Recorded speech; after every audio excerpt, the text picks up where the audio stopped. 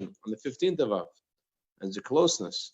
So just like Hashem comes close to us on the 15th of Av, so too this is a time for a blessing to find a good shidduch. So there was a story I'm going to share with you tonight, amazing story about a shidduch. And this story, I think, highlights that sometimes the best way forward is backwards.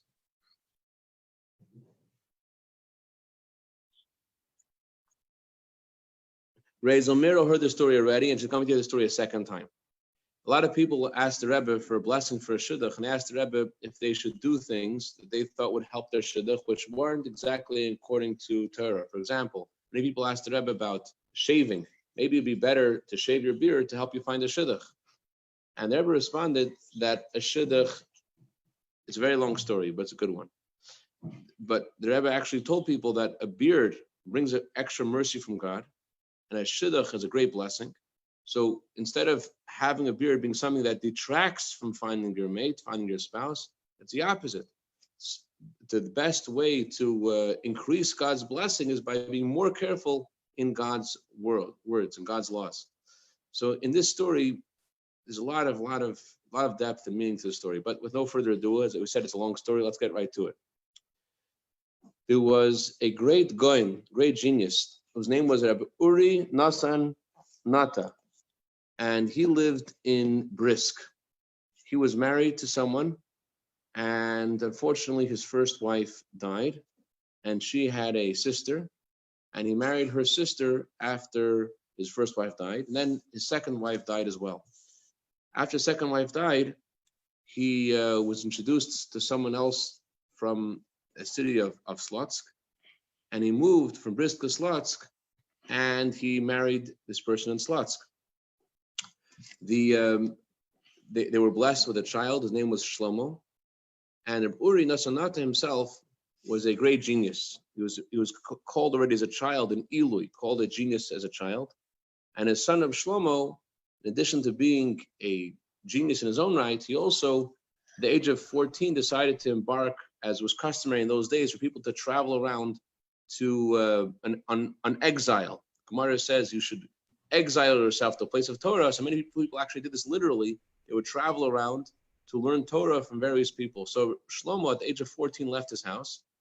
And during his journey away from home, he went to Krakow, and he met a student of the Baal Shem Tov, whose name was Rabbi Nachum Aryeh, who was also a hidden tzaddik. Baal Shem Tov was a leader of the hidden tzaddikim. Even before the Baal Shem Tov was revealed as a tzaddik, he was a leader of hidden tzaddikim.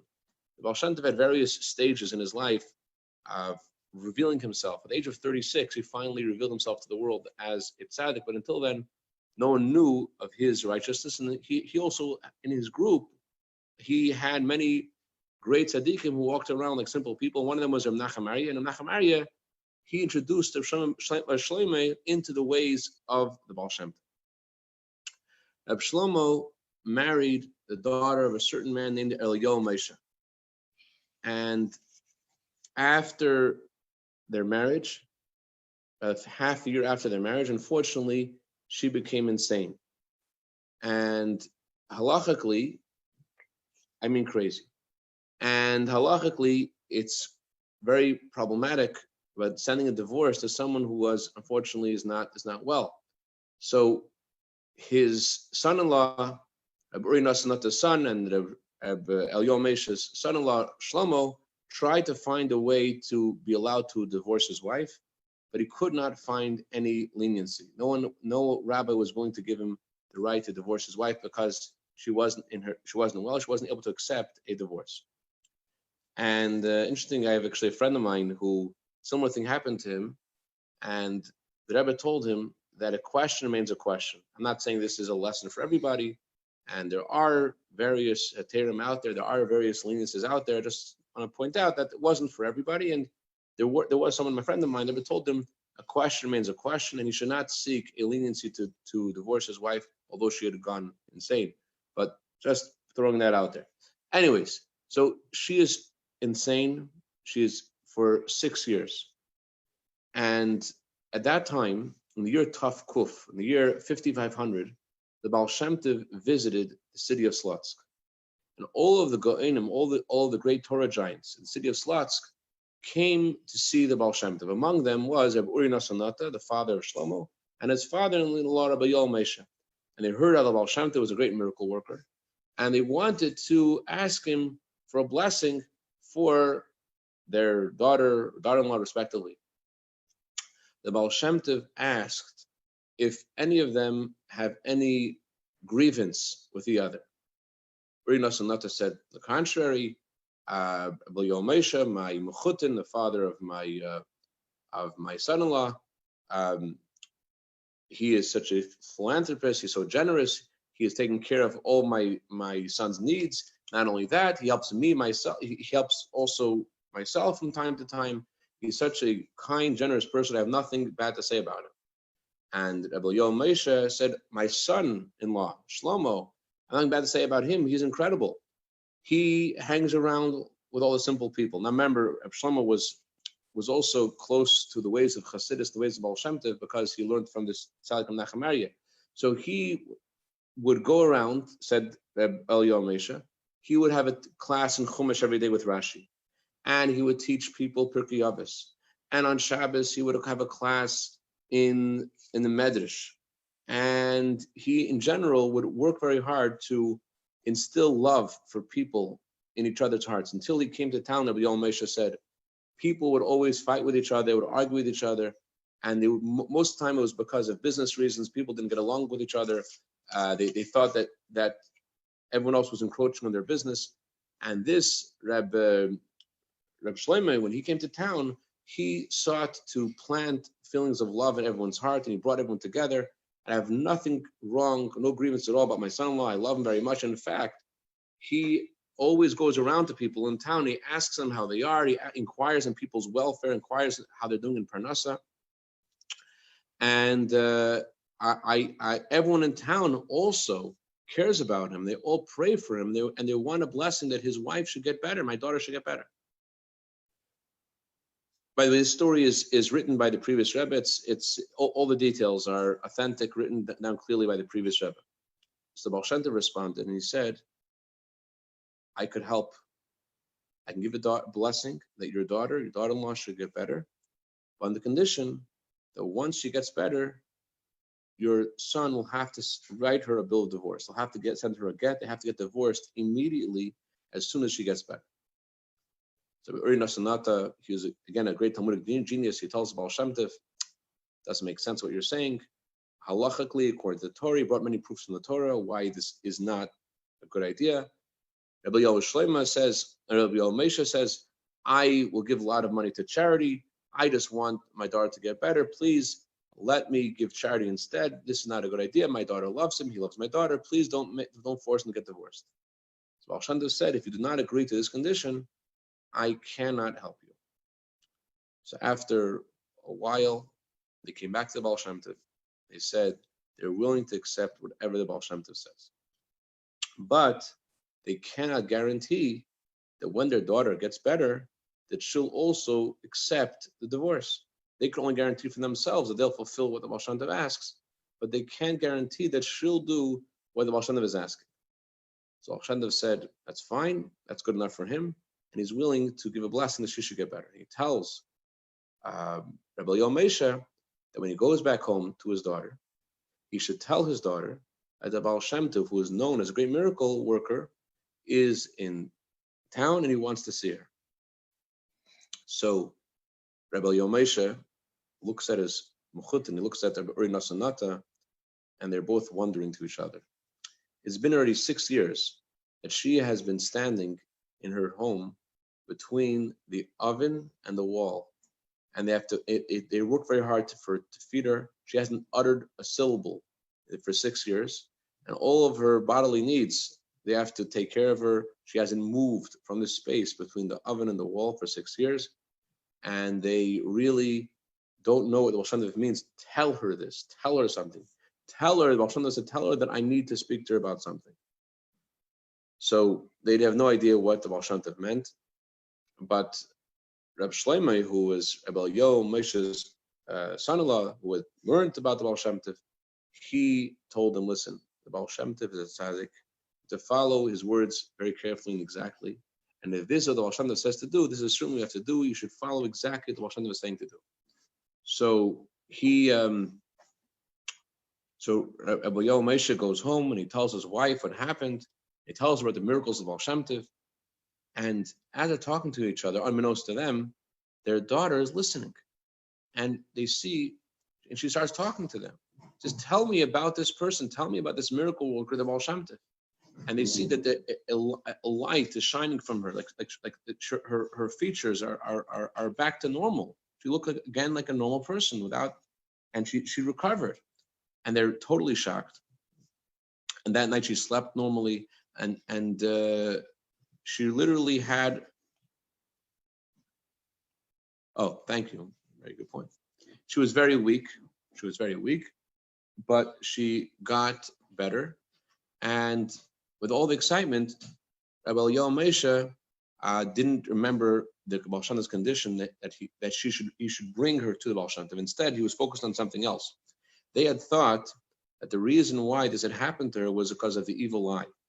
By the way, although in our prayers we do ask God to protect us from jealousy and from evil eye, every time someone asks, as far as I know, every time someone asks the Rebbe for a blessing for evil eye, they're afraid someone was jealous of them and put an evil eye on them. The Rebbe always told them, check your mezuzahs. Don't worry about the evil eye, check your mezuzahs. Anyways, so they were afraid that this was because of the evil eye, that someone was jealous of them. They had such a wonderful son-in-law. And because they thought this was because of the evil eye, that when she got better, they closed the door and they didn't want anyone to be around. They didn't want anyone to know. They sent a message to their son-in-law and to tell him that she has gotten better. But again, they didn't bring her to the Baal Shem Tov because they'd forgotten about that. And after 3 days, she got sick again. She didn't come sick mentally, but she got a high fever. And in her state of this high fever, what's it called? State of high fever, delirium. Her state of delirium, she spoke about the Baal Shem Tov, and she spoke a little bit crazy, but it wasn't that she had gone crazy, she just had a high fever, and she said, I want to see the Baal Shem Tov. And when she said that, then Rabbi Moshe remembered that the Baal Shem Tov told him to tell his daughter that the Baal Shem Tov wants to see her. So he told that to her, and she was very happy, and they went to go to see the Baal Shem Tov. Meanwhile, Reb Shlomo, who was at this time had finally, not only was he a student of Menachem Aryeh, he knew about the ways of the Baal Shem Tov, and now he had actually seen the Baal Shem Tov and spoken to the Baal Shem Tov, and he was connected with all heart and soul to the Baal Shem Tov. And he saw how this story made such an impression on his father, Reb Uri Nasanata. And he thought his father was, although he's a great genius, he was a very sincere, truthful person. And he was thinking day and night about the miracle of the Baal Shem Tov. And his son, Reb Shlomo, saw this was an opportune time to introduce his father to cardinal teachings of the Baal Shem Tov. And so he told his father 4 cardinal teachings of Baal Shem Tov. The first one is about understanding Torah. The Baal Shem Tov taught that all of the Torah, every word of Torah, is really a name of God. And just like with someone's name, the main thing isn't understanding of the name, but you just know the person's name. So too, when we say you know Torah, the main thing is not understanding of Torah. The main thing is the godliness, the infinite light of Hashem in the Torah. A second thing that he taught his father that night was about divine providence. That everything that happens in the world is by divine providence, and even a leaf blown in the wind is because God takes out of a storage house of wind. He sends out a wind to blow the leaf, and it's for the kavanah, it's for God's intent. And it's God's intent and God's intent only, God's thought of why this should happen. That's the only reason why this thing exists. And there's nothing else that animates and sustains every creature other than God's intent for the thing to exist. And everything's happened, and even a leaf blowing in the wind is by God's hand for a reason. And the third teaching of the Baal Shem Tov, he taught him about the greatness of the Jewish people. A child has a similar appearance to his father, and the Jewish people are called children of God. And just like all this, by the way, the Friedrich says in detail exactly what he told his father. The third teaching of the Baal Shem Tov, he told his father was about the greatness of the Jewish people, and that just like a child looks like his father, so too a Jew has a similarity to God. Just like a Jew is merciful and kind, one of the characteristics of a Jew is that a Jew is merciful and kind, so too Hashem has mercy on the Jewish people, and He accepts us when we do tshuva, accepts us when we make a mistake and we come back to Hashem and we say we're sorry. Hashem accepts us. Hashem is infinite mercy and does kindness just like His children have. We are created in God's image. We have that kindness and mercy because we come from God. And then he added that just like God is eternal, so too the Jewish people are created in the image of God. They're also eternal and forever. And a fourth teaching from the Baal Shem Tov was about love of Israel. The Baal Shem Tov taught that love of Israel, our love of our fellow Jew, is not only because of goodness and kindness. The Baal Shem Tov did teach that a person has to uproot within themselves, from themselves, all feelings of falsehood and arrogance and hatred and all negative character traits. You have to uproot all those negative character traits. And then the Baal Shem Tov taught the inner meaning of the three character traits of a Jew.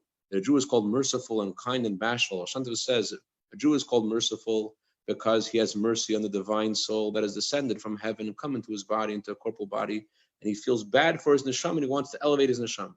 He's called bashful because there is a candle of God in every Jew, and a Jew wants to do good actions of goodness in the face of the candle of God that shines inside the Jew. He's embarrassed because he has his Jewishness in him, his godliness in him. He wants to perfect his ways in the face of the candle of God in him.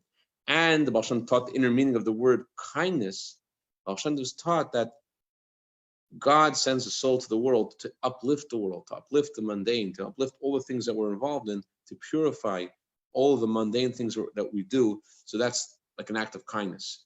And then his son told his father, that's not what Avos Yisrael means. That's just good character means. Avos Yisrael, according to Baal Shem Tov, is something altogether different. The Baal Shem Tov said, let heaven and earth testify to me. In other words, I swear, in other words, like heaven and earth can testify the following is true. There was a person who did something quite wrong, and there was a court case in heaven against him. And the Baal Shem Tov said that this person was someone who was totally immersed in Avos Yisrael. He always thought thoughts of love of Israel. He always spoke words in praise of the Jewish people. And in his actions, he always tried to help people. So Baal Shem Tov said that this person who was castigated in heavenly court, he was accused of something terrible, because of his Avos Yisrael, he was placed in the highest part of heaven, among the most righteous of the Jewish people, who are called lovers of Israel. So all of this is what Reb Shlomo is telling his father, Reb Uri Nasanat. And Uri Nasanat is very, very touched by all these teachings, and together they went to go see the Baal Shem Tov. He told the Baal Shem Tov the good news that the daughter has gotten better. Baal Shem Tov said that actually she got better, but because they haven't fulfilled the condition of bringing her, she's gotten sick again. Anyways, finally they bring her. They all come together, Uri Nasanata and the Moshomo and Abel Yom Mesha with their daughter. They come to Baal Shem Tov, and the Baal Shem Tov reminds them of the condition that they have to get divorced. That she only got better on condition that they would get divorced. So the wife tells the Baal Shem Tov, certainly you see things in heaven that we don't see. My husband is a wonderful tzaddik. He's an amazing, amazing person. I love him very much. I honor him very much. And certainly you must see in heaven that I am undeserving of having such a wonderful husband, and therefore I have to divorce him. Whatever the tzaddik says to do, whatever you, the tzaddik, says to do, I'm willing to do this, and I will agree to get divorced. And then she started to cry. Then her husband, Rav Shlomo, said that his wife, she really exemplifies all of the words in the Talmud about what a wife, the greatness of a Jewish woman. She exemplifies all of the characteristics of a Jewish woman. He really wants to stay married to her. But if this is what the Baal Shem Tov decrees, he knows whatever a tzaddik says is certainly from a God, and therefore he believes with perfect faith, and he will do whatever the Baal Shem Tov asks. So Baal Shem Tov says he'll give them 3 days. And after 3 days, they come back to the Baal Shem Tov. And during those 3 days, they were crying and saying Tehillim the entire time for 3 days straight. They were crying and davening and crying. And they come back to Baal Shem Tov. When they came to Baal Shem Tov, a rabbi was there, a scribe, a divorce is written by a special scribe, a sofer.